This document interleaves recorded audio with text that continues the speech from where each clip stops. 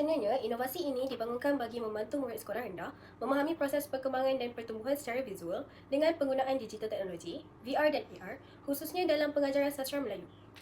Isu utama yang dikenal pasti ialah kurangnya pendedahan dan minat murid terhadap karya sastra kerana kaedah konvensional yang membosankan serta sukar difahami yang berpunca daripada aspek pemahaman literasi semata-mata.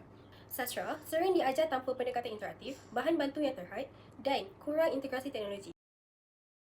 Inovasi LinguaCraft EduTech PC Explore 2.0 dibangunkan dengan beberapa objektif utama.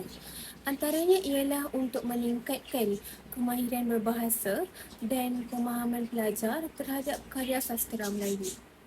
Hal ini melalui pendekatan digital dan elemen teknologi yang interaktif. Selain itu, inovasi ini juga bertujuan memupuk minat murid terhadap sastera yang selama ini dianggap sukar dan tidak relevan.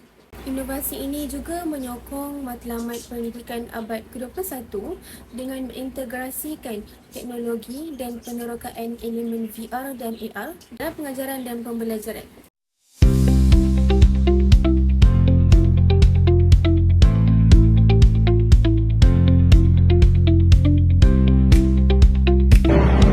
Andai aku tak bersalah, aku sumpah kota ini akan menjadi padang zarak.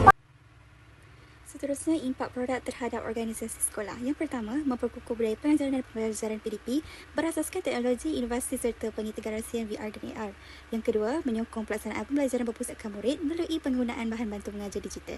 Seterusnya, meningkatkan profesionalisme guru dalam mengaplikasikan teknologi dan sumber digital dalam PDP. Yang keempat, selaras dengan aspirasi kurikulum standard sekolah rendah KSSR dan pembelajaran abad ke-21. Dan yang terakhir sekali, mengangkat imej sekolah sebagai institusi yang progresif, inovatif dan responsif terhadap perkembangan pendidikan digital.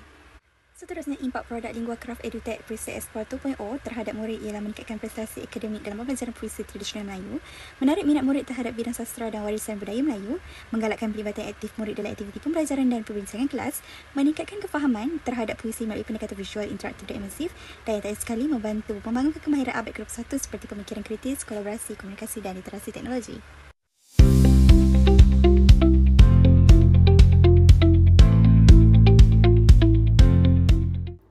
Peluasan dan komersial inovasi.